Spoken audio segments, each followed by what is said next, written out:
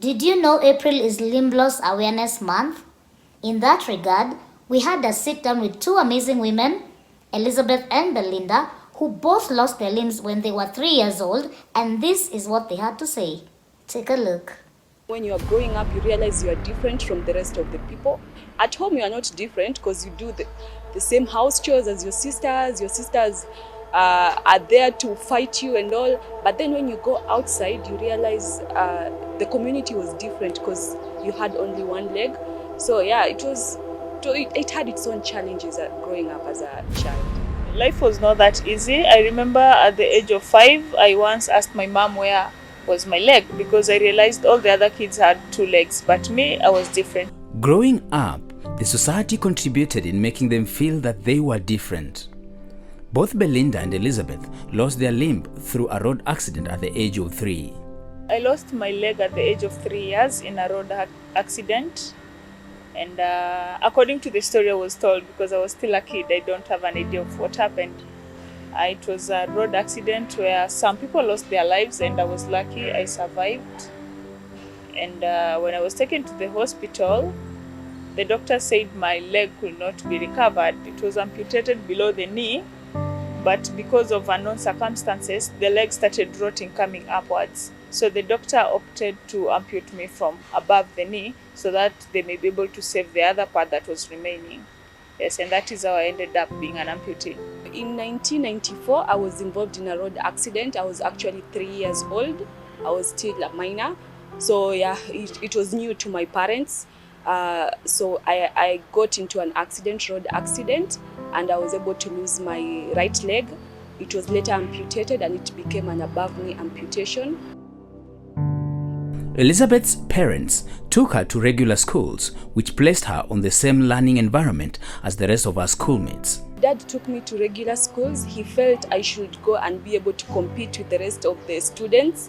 I had to, therefore, be able to compete competitively and show that I had no disability. So you had to show them the perceptions they had about disability was quite different. They thought you could not compete with the rest of the population. They thought you were always needing assistance in one way or another. So when we went to regular schools, it was a different experience because I would compete with them and I would also perform very well in school like the rest of the students. She admits that awareness creation has been done on a large scale as compared to the 90s, though discrimination is still there.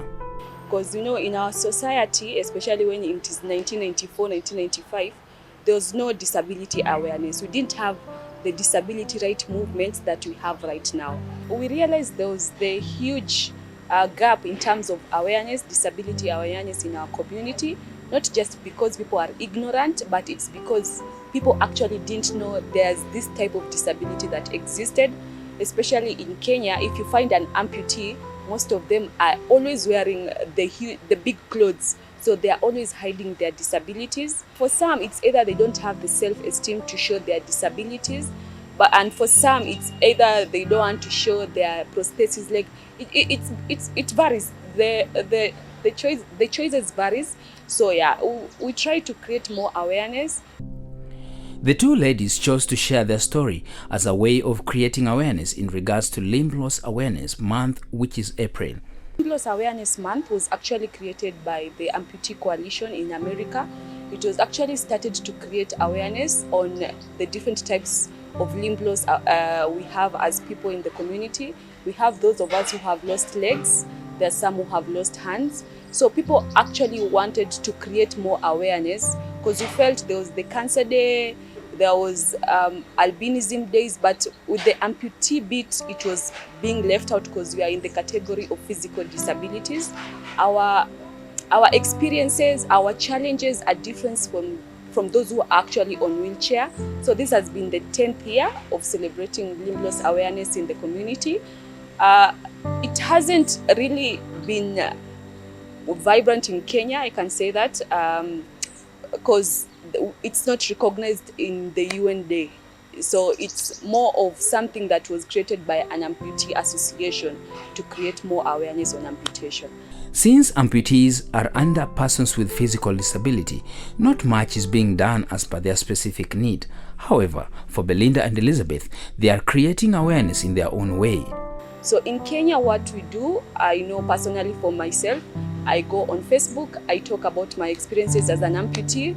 I share the different experiences amputees go through, what people should do when if it's an amputee they get to interact with, if they want to date an amputee, what they should do in such a scenario. So yeah, it's been good. The progress has been good and the feedback has been amazing. When it comes to those who have lost their limbs or those who are amputed, it's a bit difficult because they lie under a condition called physical disability. By physical disability, we definitely mean this is someone on a wheelchair, this is someone on a crutch, this is someone on a prosthesis.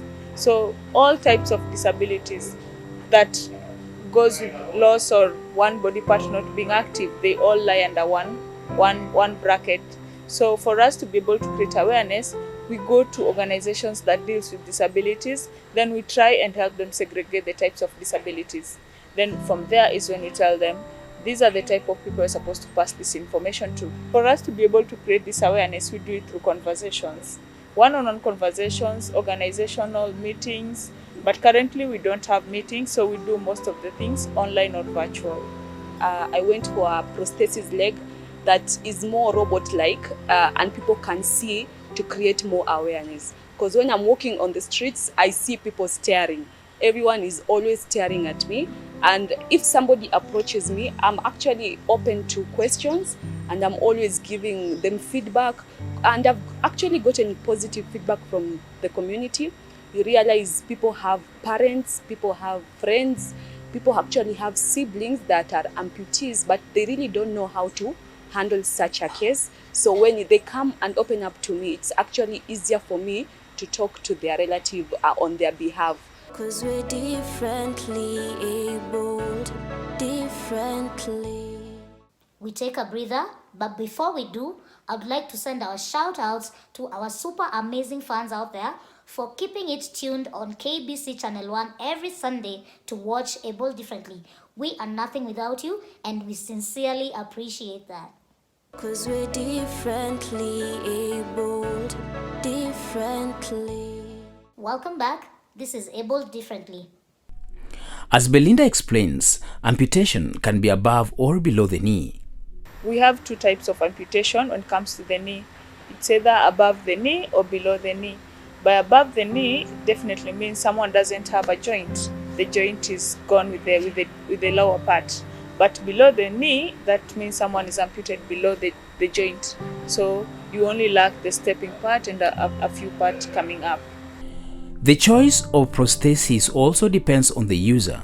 With a prosthesis, anytime you add weight or reduce weight, you have to go for a new one. So the procedure is you go for something called assessment, where the doctor look at the stump. The stump is the remaining part of the leg or the arm that is still intact with your body.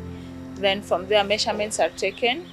Then a cast is fabricated. From that cast is when they develop the structure of your leg, of the stump that is remaining. Now that is what we refer to as your leg, because it's the only part that symbolizes that you had a leg, but it has been cut off. So from there, they form the structure. Then after there, you go for trial fitting. You fit and see if you're comfortable with it, if it's fitting you. Then you don't pick it that day because it's not complete. Yes. So you wait for another 2 to 3 weeks. Then you go back again. Now you fit and you walk with it around and feel if you're comfortable or not, if you have any, because anytime you get a new prosthesis or a new artificial leg, there must be kuna kwanga na kashida, lazima kwa na difference because it's a new thing. Remember, you are used to the other one that you are comfortable with and now you've added weight, so you need to change it. By changing it, that means something new, something that is not connected to your skin the way the other one was. Elizabeth has had to change her prosthesis over time to suit her needs. I got my first leg at Jaipur. It really assisted me in my years when I was growing up in primary, high school.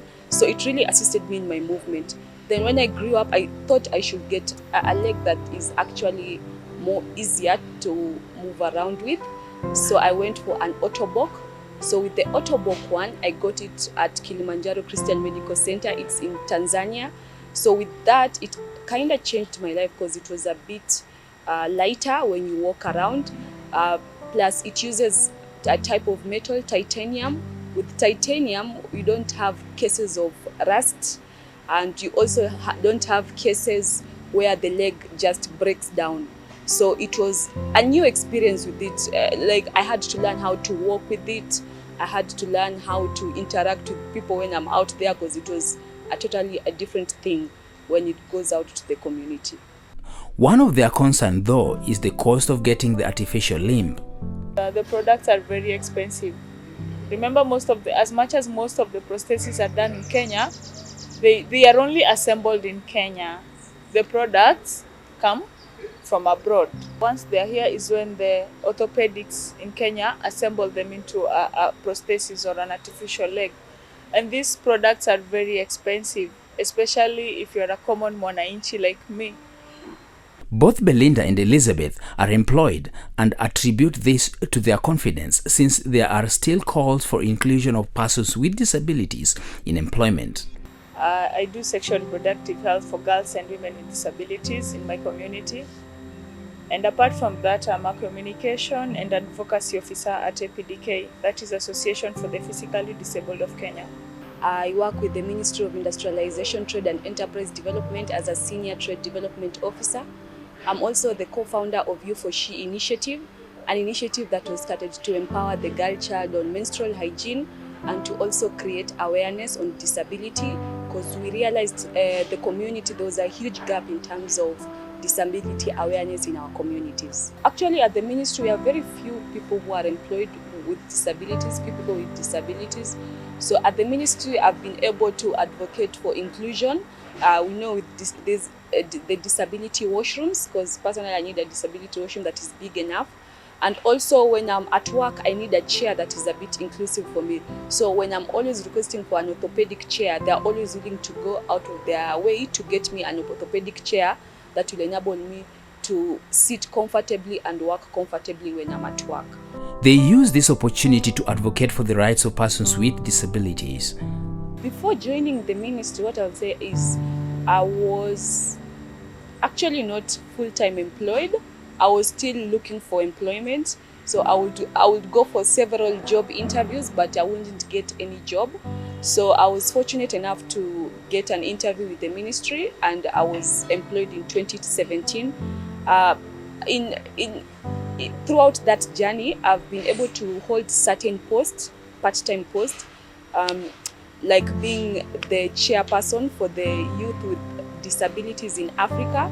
So what we did there was actually we were advocating for the Aradi project. We were actually advocating for the Aradi project because, you know, we have the policy document, the CRPD, the Convention on the Rights for Persons with Disabilities, but in actual sense, the CRPD does not cater for Africans with disabilities. So with the Aradi project, it actually catered for Africans. You know, our experiences are different from those in developed countries.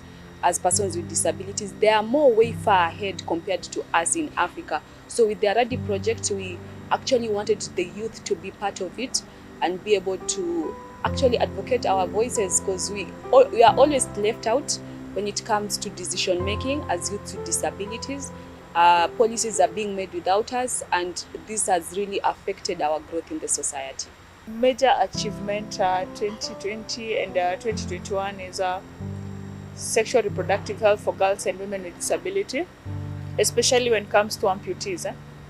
Because I came to realize it's a challenge. Most of us are afraid of doing fun stuff or even having relationships because we fear, how will that person see me when I remove my clothes? You see, it's a different thing when I'm dressed up and it's a different thing when I'm not dressed up. So I've been able to empower girls and women with disability, especially on SRHR. And my major achievement is I have this friend of mine she's an amputee also like me, and she couldn't walk or move around because of her disability. But now she goes with her prosthesis. In fact, she's even courageous than me. She puts on skirt while me I can't still put on skirt. So it's still putting me on another level. Like, I need to look at how I handle my disability also. So again, I've been able to do sensitization in my organization, where I've connected my organization to other partners so that we may be able to provide assistive devices, especially when it comes to white cane for the blind and prosthesis for persons who are amputated.